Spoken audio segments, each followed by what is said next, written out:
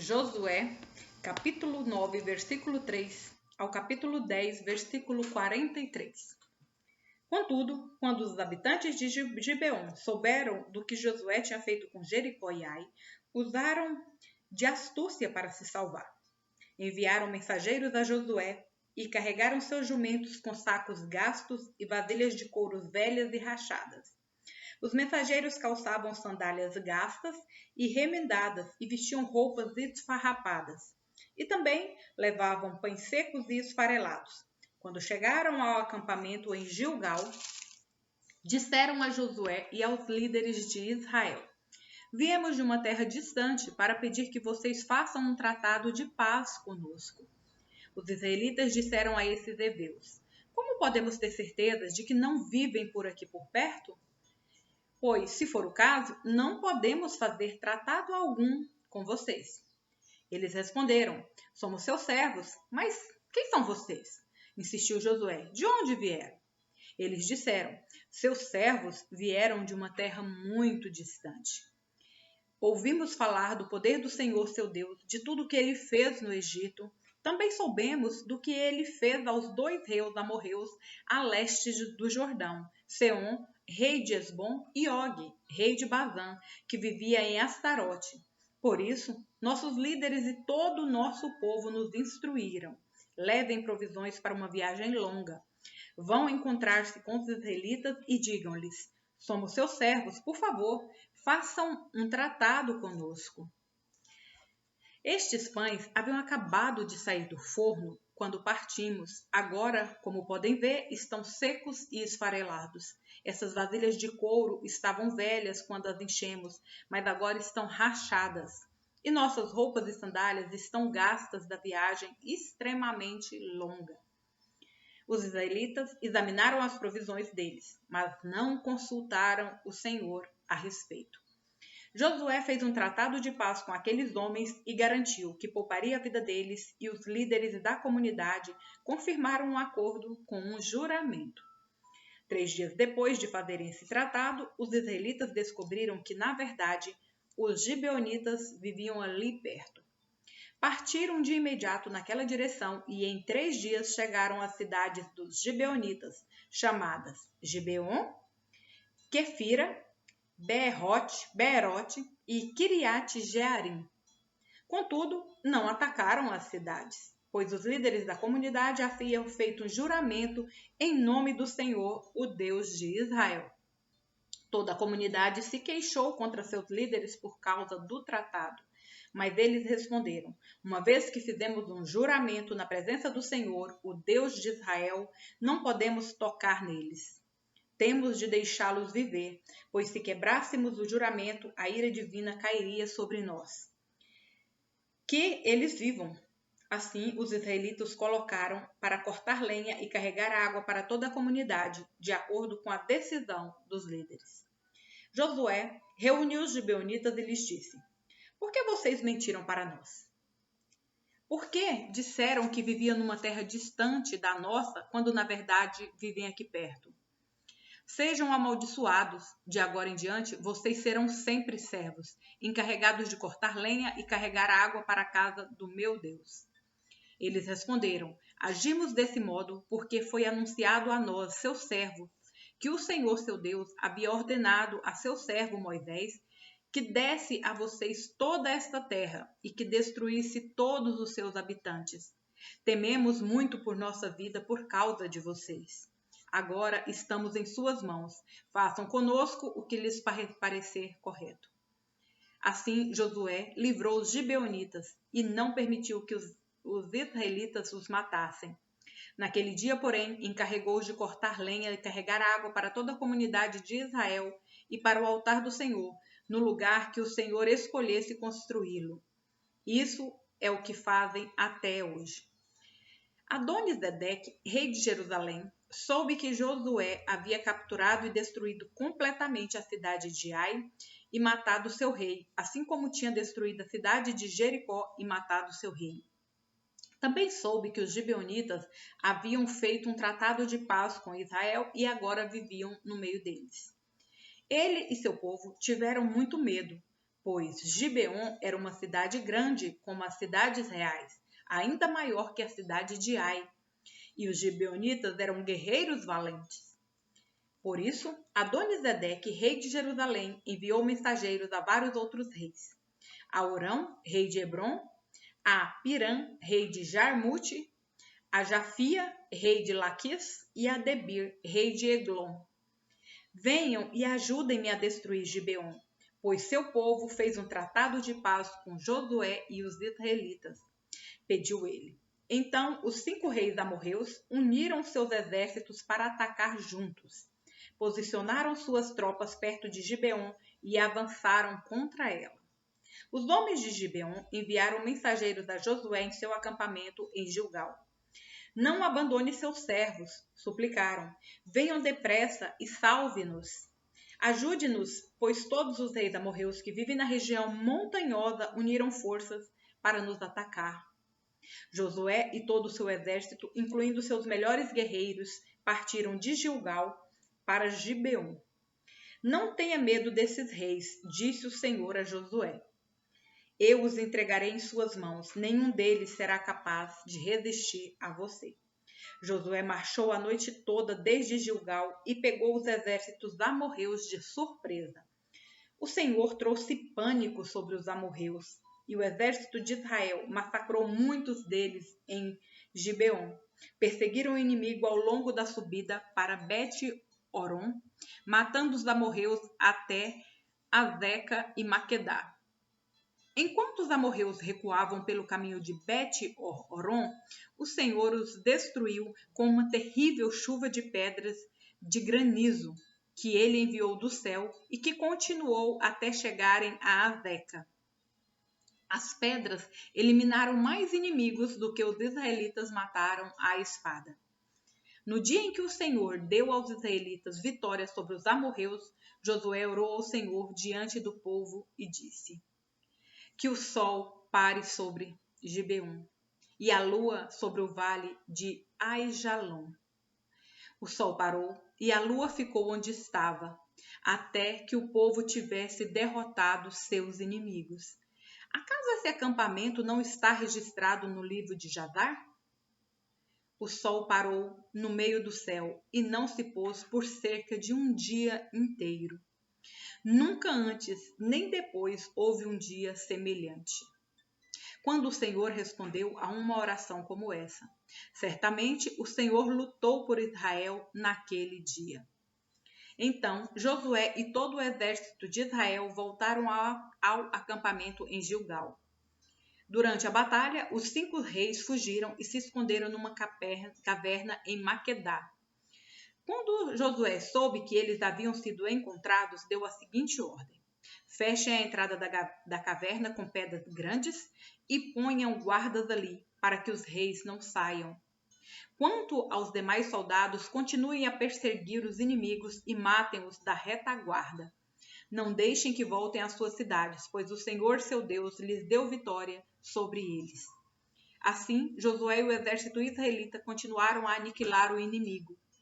Exterminaram os 5 exércitos, com exceção de uns poucos sobreviventes que conseguiram chegar às cidades fortificadas.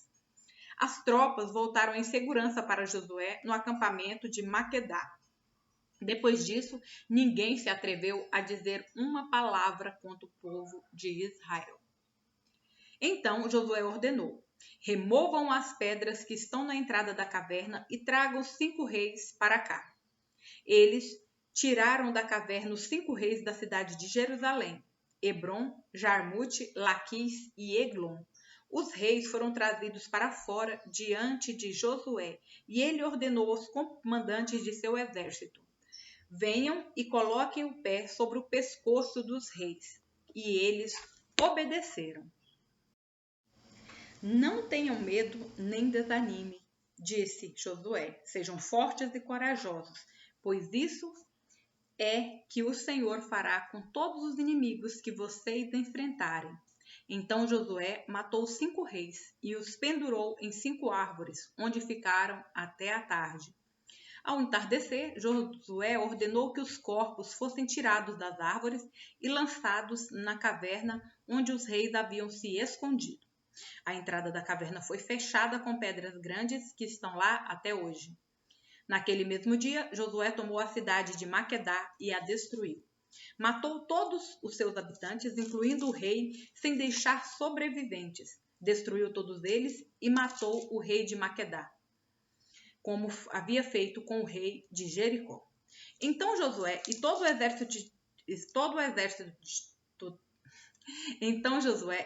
exército de Israel avançaram para Líbina e a atacaram. O Senhor entregou a cidade e seu rei nas mãos dos israelitas, que mataram todos os seus habitantes, sem deixar sobreviventes. Depois, Josué matou o rei de Líbina, como havia feito com o rei de Jericó. De Líbina, Josué e todo o exército israelitas avançaram para Laquis e a atacaram. O Senhor também entregou Laquis nas mãos de Israel.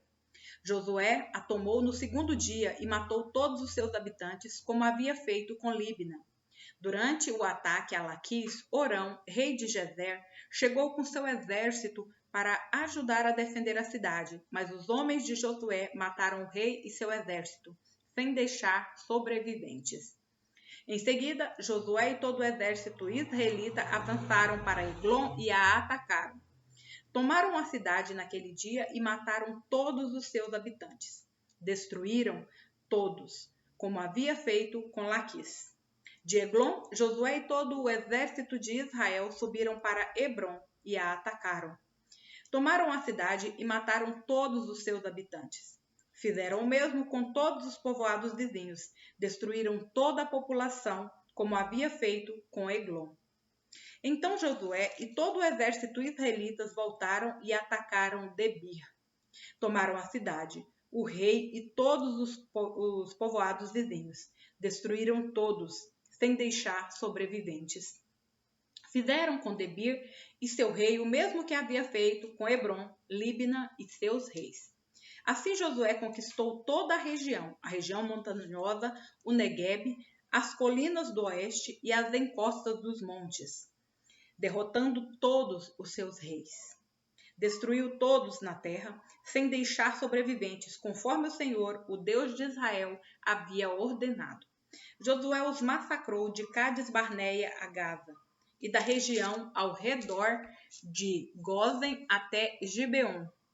Conquistou todos esses reis e suas terras numa só campanha, pois o Senhor, o Deus de Israel, lutou por Israel. Então Josué e todo o exército israelitas voltaram ao acampamento em Gilgal. Lucas, capítulo 16, versículo 9 ao capítulo 17, versículo 10. Jesus disse: Havia um homem rico que se vestia de púrpura e linho fino e vivia sempre cercado de luxos. À sua porta ficava um mendigo coberto de feridas chamado Lázaro.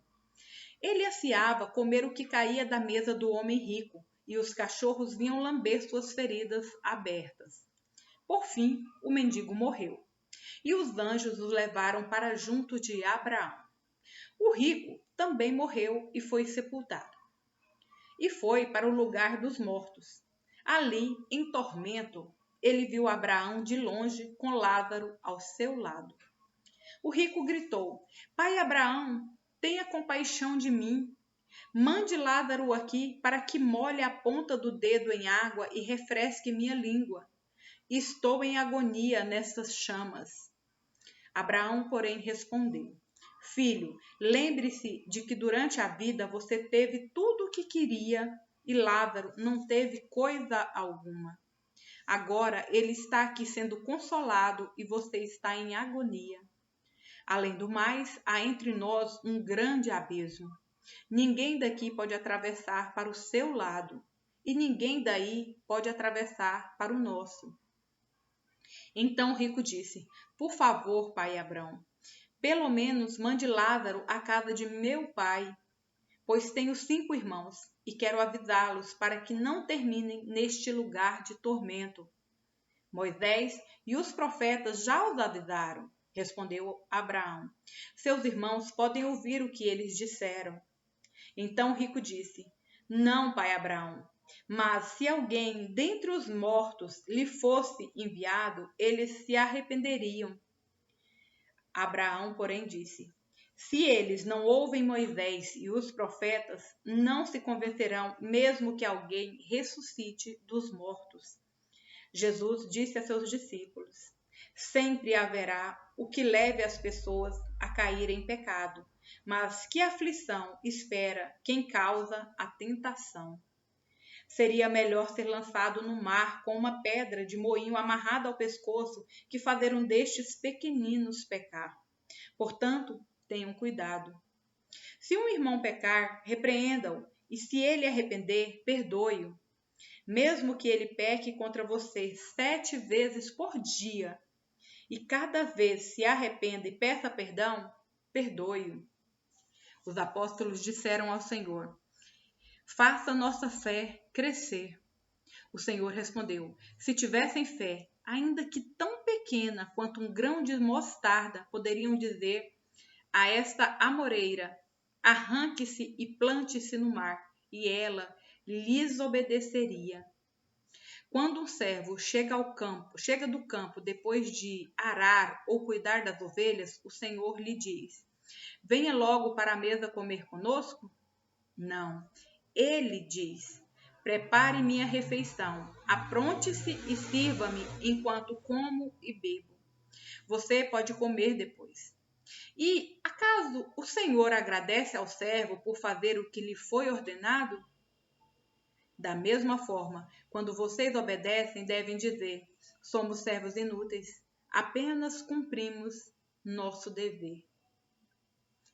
Salmos, capítulo 83, versículos 1 ao 18. Ó Deus, não fiques em silêncio. Não feche os ouvidos e não permaneça calado, ó Deus. Não ouves o tumulto de teus adversários? Não vês que teus inimigos te desafiam? Tramam com astúcia contra o teu povo, conspiram contra os teus protegidos. Dizem: venham, exterminemos a nação de Israel, para que ninguém se lembre de sua existência. Sim, em unanimidade decidiram. Fizeram um tratado e aliaram-se contra ti os edomitas e os ismaelitas, os moabitas e os agarenos, os gebalitas, os amonitas, os amalequitas, os povos da Filístia e de Tiro. A eles também se uniram os assírios e se aliaram aos descendentes de Ló. Trata-os como trataste os midianitas, como trataste Sísera e Jabim no rio Quizon. Foram destruídos em Endor, tornaram-se adubo para a terra. Que seus nobres morram como Oreb e Zeeb, e todos os seus príncipes como Zeba e Zalmuna. Pois disseram: vamos nós apossar das pastagens de Deus. Ó meu Deus, espalha-o como folhas no redemoinho, como palhas ao vento. Assim como o fogo consome o bosque, como a chama incendeia os montes. Persegue-os com tua tempestade, enche-os de medo com o teu vendaval, faz-os cair na desgraça mais profunda, até que se sujeitem ao teu nome, Senhor. Sejam envergonhados e aterrorizados para sempre, e morram em desonra. Então aprenderão que somente tu és chamado Senhor, somente tu és o Altíssimo, supremo sobre toda a terra. Provérbios, capítulo 13, versículo 4. O preguiçoso muito quer e nada alcança, mas os que trabalham com dedicação prosperam.